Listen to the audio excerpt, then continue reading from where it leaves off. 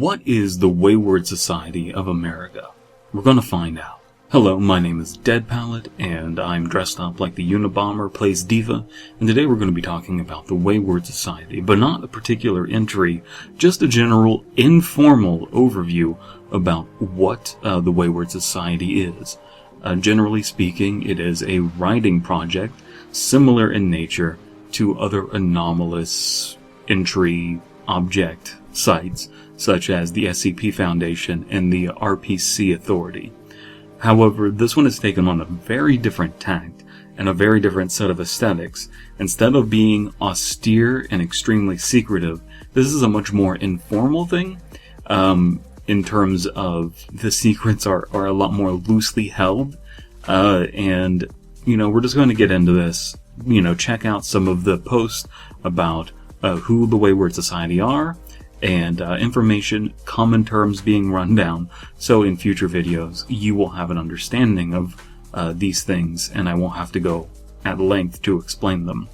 The Wayward Society is an ensemble of various specialized outfits spread across the North American continent under the command of the Great Circle, and risk their lives for the safety of human society under the motto, I know, therefore I act. The Wayward Society is responsible for several tasks that ensure the safety and well-being of society. These tasks include, but are not limited to, hunting and eradicating several different types of dangerous creatures, objects, and entities referred to as Aberrations.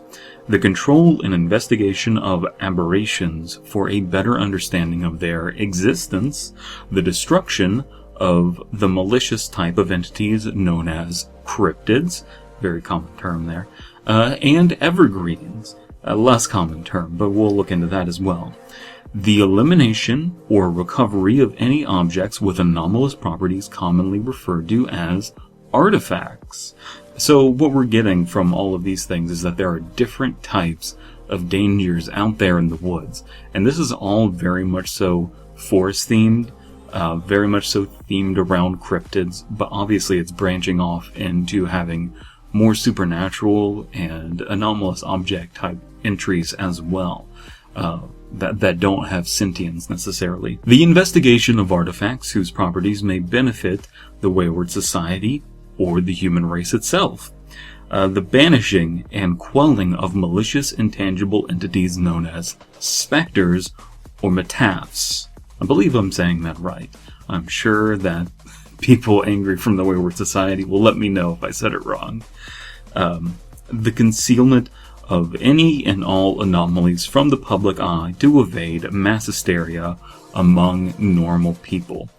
Again, my impression of this is that there is a level of secrecy kept from the common man, but it's a lot looser than you would see from the SCP Foundation. They seem to have less of a reliance on amnestics and making sure that there's just a total media blackout. So again, if you're looking at this site, you can see that it's very much so in the form of the aesthetics of rangers, of park rangers, of what you would see at a national park. And these people serve the same purpose, only they're hunting down anomalous entities. They're not just protecting the forest, they're protecting the people from these aberrations and cryptids in the forest. With the fulfillment of the responsibilities lies the action of the warder, brave men and women who have taken off the blindfolds that kept them ignorant to the existence of these anomalies and fight day to day against the forces that plague this world. While some warder do their job voluntarily, others strive to make this as their full-time job. And in those cases, many contractors offer bounties for the hunt of any aberrations that may roam across their lands, giving great opportunities for warder to receive voluminous rewards in exchange for their sacrifices. So there are bounty hunters in this universe, people who will hunt down these aberrations and take care of them. or specters, or cryptids, or artifacts, etc., etc. Some of them may take it upon themselves to deal with the aberrations in their local area, doing their local community a service and furthering the Society's mission. On the site you will find different articles that depict all kinds of creatures and anomalies, which are compilations of experiences from previous warder who have faced danger and come out to tell about it, making it easier for others to find information about a specific creature or object. Although the various data collection centers have parsed through the information as best they can, not all articles are written informally due to different regional styles. Now that is something that I'm a fan of. Instead of everyone needing to adhere to the RPC authority style of writing or the SCP style of writing, and then that not working either, it's just there's regional differences. Things are going to change. You know, they're different authors, and they acknowledge that. And that's kind of a way to get around that. This is that problem. This is much more so my speed. I can't write in that clinical style. Nothing against that. I very much so enjoy reading it. But if you're more into the traditional ashcan horror, creepypasta style of writing, this might be for you. You might want to look into this and see if your writing talents would be welcome here. These articles can be expanded by the warders who wish to contribute to the cause, as long as the information is true and is told from experience. So again, I love the way that this is being presented. This again has a level of kayfabe to it, like you get from other anomalous object sites. Here we have the layout of the Wayward Society, its levels of power, you know, with the Great Circle at the top, and the regional council and ranger liaisons below it. You know, you might want to study this to get an idea, but overall, I think that this is pretty digestible information. From that, we should move on to the other important information being covered, and that's common terminology. Again, you can find links to all of this in the description down below, and I would highly suggest you read this stuff and then give the Wayward Society a look, and just look at what aberrations they have in their aberration catalog. Aberration, apparent, aberrant. Simply put, these are creatures or objects that don't act normally. In the context of the Society, this means they, most of the time, exhibit anomalous and unnatural properties. What constitutes an aberration or a normal animal is a hot debate, though it is accepted that aberrations are things not accepted by mainstream science. So that is a key important detail there. Things that are disbelieved by scientists. So, Bigfoot. If you run into Bigfoot and it's not accepted by mainstream science, then Bigfoot is an aberration. And I know that that is the style of writing that these stories take on. They are very much so inspired by common ideas of cryptids. I know for a fact there's one on the Chupacabra, the goat sucker, and other kinds of cryptids that have been put out there. So that is their theme. They're very much so taking from common ideas and then just, you know, unifying them and formalizing them into this website, into this one universe. Warder, the backbone of the society, capitalized. These are the foot soldiers that catch your run-of-the-mill aberrant. You usually see these types of units hunting white to orange severity aberrants. Oftentimes, wanderers will opt to live off the grid and use code names like Jesse Ventura, but this is not always the case. So, white to orange, those are the severities of how dangerous these creatures can be. And again, these things aren't being contained like in the RPC Authority or SCP Foundation. These things are out there, and a lot of them need to be neutralized in this universe.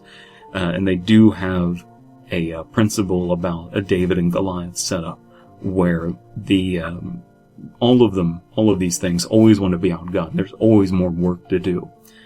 Outfit. A group of wanderers who have banded together to hunt an aberrant. These groups are in charge of keeping aberrants in their localized areas in check. Specialized outfits could potentially be constantly traveling as reports of sightings or requests are given on a daily basis. Red Rider, I love this term. An inexperienced wanderer. This is a wanderer who thinks that they can go out with a Red Rider BB gun and hunt down Bigfoot with it. That naivete is a great thing, to have a term for that, to have sort of like a derogatory term for people new to it. That's great, and I do appreciate that. I'm very much so a Red Rider when it comes to the Wayward Society. I'm very new to all this stuff, and I just want to introduce you to it, so I can get familiarized with it. The best way for me to learn this kind of stuff is to just share it with you, and then we can learn together. A ranger, an experienced and seasoned wanderer who has shown themselves to be a master at accompanying the society's will. Usually, you will see these units being led by leaders of large outfits and hunting red to black severity aberrants. So there are different levels. Red Rider is kind of like a trainee, and it's kind of like a term to use to put them in their place. Warder are just generally all of them, and anyone who's hunting down these things. And then a ranger is someone who has shown their chops at hunting down aberrations, evergreens, cryptids, etc. Norman. Oh, that's a great term.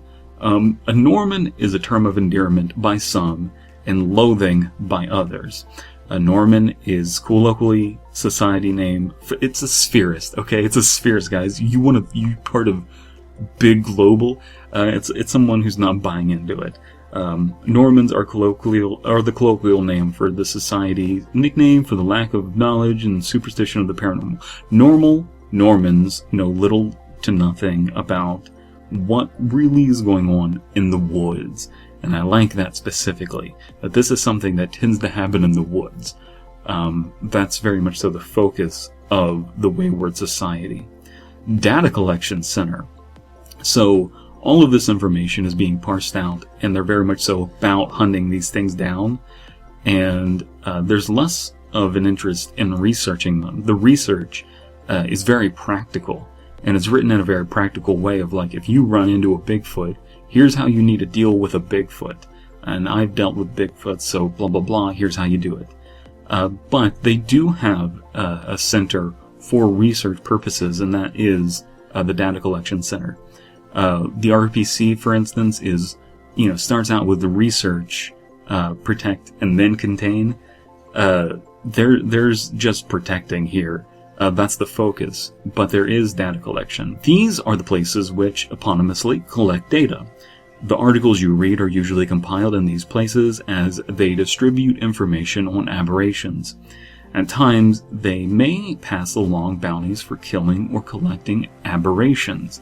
And I know that that's a part of the way that they form stuff, is if you're interested, you can write bounties of sorts. And those are a way where new people can kind of help flesh out the society. So they're kind of finding a way to put that in here logically. So there's a kayfabe and then there's a reality, and they're kind of finding a way to merge the two, which I think is interesting. At times, they may pass along bounties for killing or collecting aberrations, usually from the Bureau or for private study from society members. As soon as a successful hunt is accomplished, the logs for that hunt is incorporated into an article. This creates a potential for varied logs and the ongoing development of tactics. So that's great. We're always learning in this universe. And that's, again, there's a kayfabe reason why a story would be changed. We have new information about it. And then there's a reality change. It needed editing. There's more information, better writing, essentially. Us as a community building off of what's already been established. The Great Circle. These members make up the highest echelons of the society, while all wanderers have access to almost all information of the living things they hunt and procure. These top-ranking members have access to articles and information currently forbidden for regular viewing due to their implications. Because of the implications. Members at this standing display a level of skill and valor that set them apart from the regular rangers. They have been described as ominous and very secretive, keeping even their code names unknown to the regular warder. Instead of opting to use generic names, they are also collectively considered the leaders of the society and coordinate all of the data collection centers. The current mechanisms for selecting new members of this group are kept secret and seemingly happen at random. That's great. So again, even though this seems to be a much more, what's the term I'm looking for here? Equal. There's a lot less hierarchy involved in the Wayward Society than there is in other anomalous object sites and writing projects. There is a clear chain of command. But again, it seems like these people are much more flying by the seat of their pants than the RPC authority, which is, got its shit together. And I like that this is much more of a ragtag group of people. The Bureau, a term for the paranormal-oriented agencies of the United States and Canadian governments that assist the Society once in a while. Like the Society, these agencies are secretive and perhaps even deal with other organizations separate from the Wayward Society. So, if you think about something like Twin Peaks, and I know that I'm very critical of Twin Peaks, for people who don't know, but the way that they have it set up, where there's like this local society that's just, gets together in a cabin and it's a secret lodge, these people are kind of going off of that idea of, these are just local groups that have been, it's kind of like a Freemasons thing or a men's club kind of thing, even though women are included. Just when you think of a prototypical old-fashioned men's club, it's kind of like that. It's just like a hunting lodge, but they're hunting paranormal creatures, and I love that. Oftentimes these groups will use their governmental influence to help the Society stay under the radar, provide the Society with information on potential aberrants, and even partially fund projects essential to the execution of the Wayward Society mission. However, this alliance can only be described as shaky at best. Again, much more flying by the seat of their pants. And so it seems as though the U.S., the North American governments do have an interest in making sure that this stuff is hunted down and contained, but they're not able to lend all the resources in the world. It's mostly just these ground troops, this independent organization taking care of that, and that's the Wayward Society. And do you want the government taking care of that? Can you trust them? These people are out there doing it for you. I mean, have you run into a Bigfoot? They're obviously doing their job. Fringes. The fringes are outsider organizations or factions, sometimes used to refer to as rogue groups within the Wayward Society, or even large organizations that are not aligned with the Warders. Have I been saying Wanderers? I bet I have. I bet that's great. I'm not re-recording this. Fuck you, Game Theory. Warders. Meant to say that the whole time. I can't read. That's great. So that's a basic rundown of the important terms. We're going to take a brief look at the history, humble beginnings. The Society, as an official organization, began somewhere in the 19th, possibly 18th century by a group of monster hunters, spiritual cleansers, and relic collectors whose numbers are currently agreed to be around 14. They established themselves in the United States of America, traveled around the country, and maybe the globe at times to protect humanity from malicious forces. This group would call themselves the Great Circle, so that's where the term comes from. The organization at the time was not well documented, so any speculation about the true nature of the Society's origins should be taken with a pinch of salt. The founder of the Society, Nathaniel Ingram, collected around 13 other colleagues of monster hunters and relic collectors to the Great Circle. After the death of a couple of the senior members of the group, Nathaniel Ingram realized the work they tried to accomplish would take generations, and hence the establishment of the Wayward Society with the Great Circle as the administrating body. A new threat. In Nathaniel Ingram's travels around the country, he eventually heard of a truly terrifying beast. There is little documentation about this encounter, but it is known that the beast had terminated many aberrants and warders alike. So this thing is just taking out other aberrations, other cryptids, and it is also taking out people hunting the cryptids. Not much is known about the properties of this particular aberrant, but by the end of the bloodshed, it too had taken the life of Nathaniel. Rip Nathaniel Ingram, forever a hero. What happened to the aberrant after that is unknown, but it is believed currently that the Great Circle currently has it restrained somehow. This knowledge is hidden except only to a few members of the Great Circle. So I think that that's really interesting. We have a big mystery to overarch all of the Wayward Society lore.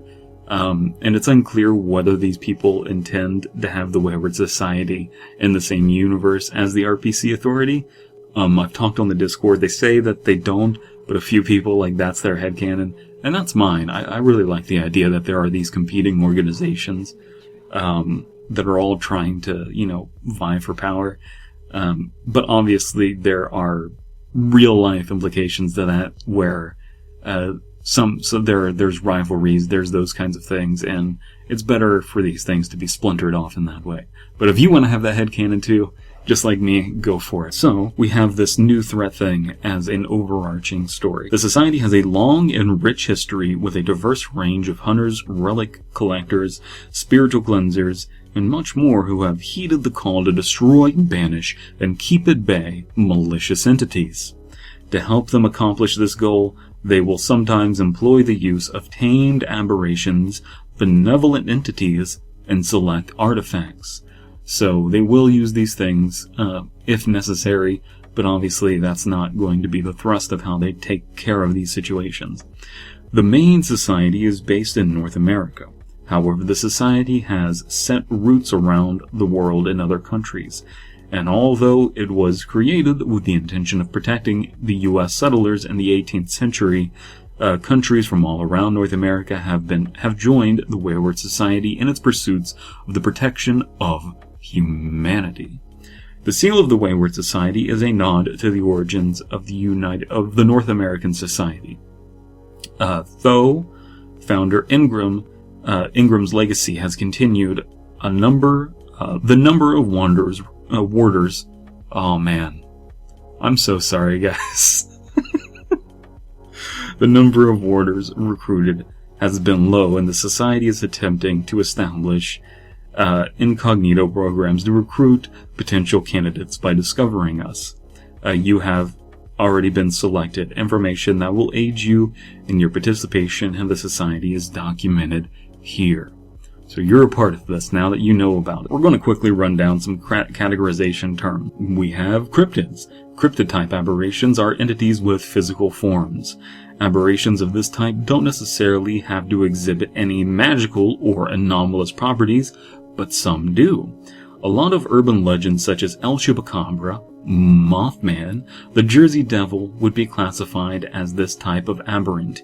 Even more so, a cryptid covers physical beasts, plants, microbes, fungi, or most creatures that have a form in the physical world. A virus could even be placed in this category. Artifact. These aberrations are defined most of the time as inanimate objects that have some sort of physical, special properties. In some cases, they can also be a particular zone or area of land. An example of what would be an artifact would be the Holy Grail or Moses' staff. Physical but inorganic things go into this category. Note that it is completely possible for an artifact to be animated, but not alive in their traditional sense. These aberrations are defined as non-physical, non-human entities. The metaph's existence is metaphysical in nature, but can manifest in the real world. Oftentimes, rituals are used to deal with these types of aberrations, or the destruction of an object that may be tied to it. Examples of what would be considered a metaph are divine deities, angels, demons, and nature spirits. Unexplained phenomena that manifest in the physical world can also be categorized as metaphs. Many mythological creatures and figures would be considered metaphs. Metaphs can commonly possess other creatures or objects, but are still categorized as metaphs. So you can have Jesus, the Holy Spirit, possessing a Bigfoot. That is a possibility. Spectre. A spectre is defined as an aberration who once existed in the physical sense, but now only exist as an echo of their former selves. Oftentimes, these entities are anchored to objects or places. Each particular spectre has their own behavior and properties.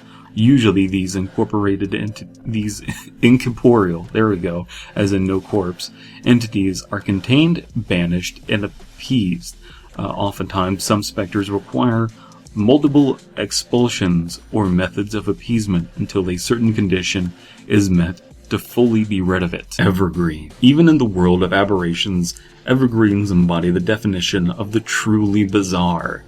They are a class of aberrant, unique to themselves, like a lone, everlasting pine tree standing alone in a snowed field. While not necessarily immortal, they are entities that are so strange that they stand out from other categories and can withstand the test of time. As a result of their uniqueness, they are poorly understood by warders. I said it right this time. Examples of evergreens are Cthulhu, Data from Star Trek, and Zone from A Roadside Picnic. The Zone from A Roadside Picnic. So they're just using examples of things that are fictional, but they're saying like things of this nature that just defy categorization. Now we have severity of different types of aberrations, and it goes from white to blue to orange to red to black. But we'll just run down very quickly what these are. White, a designated marker on white, means that the aberration can easily be controlled or destroyed. A blue designation means that anomaly proves harder to control than white threats and has caused or can cause a low number of deaths or minor injuries to the Wayward Society, or Norman. I guess the plural of Norman is Norman, not Normans. Just like, okay. But it's, just normies, man. Bothering me. Orange advises care when handling aberrations of this designation. The aberration can cause multiple deaths or major injuries among the Wayward Societies or Norman, and needs an experienced outfit to be controlled or destroyed. A red threat level indicates that an aberration has caused or can cause a severe number of deaths. It can also cause mass panic among Norman society if its existence is revealed. Should be controlled/destroyed as soon as possible by 2 or more medium-sized experienced outfits. So you're dealing with a lot of people to take care of a red threat. Now black is an aberration assigned black threat level that can cause multiple devastations to entire ecosystems or destruction over large-scale areas. So there is sort of like an environmental conservation bend to the Wayward Society, which is something that I appreciate, that it has more flavor than just being purely scientific. It does kind of have, what's the term I'm looking for here? There's just a little more flavor to that, because you are dealing with people who want to conserve nature. And that, I think, is interesting. And you can take that in different ways. That can be like a very hippie, peace-loving kind of thing.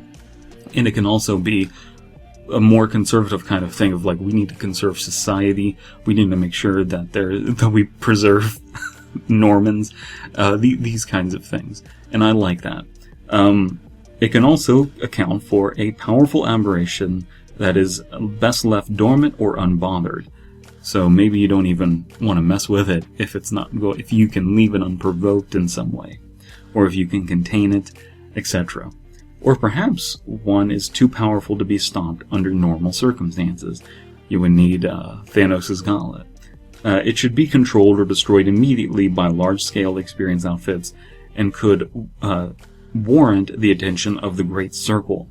Poses an extreme threat to warders, Normans, and the ecosystem. Now, the last thing that I'm going to cover in this video is just active statuses. This is really simple. Active prominent, this is an aberration that is alive and well, that it is very active and the society has noticed. Active unknown, this is an aberration that is likely active, but is unknown how active it is and might be currently. Inactive, pacified, this is an aberration that is active but is not going to do humanity any harm or be noticed by a regular person due to their inherent nature or the fact that the society is keeping them in check. Inanimate artifacts usually go in this category, just qualitatively. And then inactive, destroyed. This aberrant is killed, no longer active, and has been harmed to the point where it will never show any signs of activity again. So we have a really interesting rundown here. We have different categorizations of these beings, and instead of being labeled in terms of how hard they are to contain or potentially dangerous they are, like the SCP Foundation, or set up where containment, difficulty, and deathliness and unpredictability, like you have with the RPC Authority, here we have different categorizations of aberrations based on how they behave, whether it's like a humanoid cryptid type of thing, something that's weird and hard to categorize like an Evergreen, and then you also have the threat level, and then you have how they have been dealt with. So again, this is an informal video. I hope that you enjoyed me running down these kinds of things. I'm definitely going to be taking a look at more of these in the future, more specific entries. If you're interested in hearing myself, Slime Beast, and Abysme talk about a specific one that was already deleted from the site for quality standards, you can check out the Fear Fiction podcast. I'll leave a link to the episode that we've done on the Wayward Society below. We're going to be doing more episodes on the Wayward Society, tackling some of their more classic stories. And please go to the site yourself and check out some of them. Ones that have been recommended to me are Bangfish. I'll leave a link to that. And then there's also one called Rotten Children. That's been recommended to me. Please give the Wayward Society a look. Go to their Discord, chat with them if you have any questions. Don't ask me, because I don't know the answers to questions. I really am interested to see where this project goes. Same thing with the RPC Authority. I really like that there's been this resurgence of anomalous object stories, and the Wayward Society is a pretty cool guy.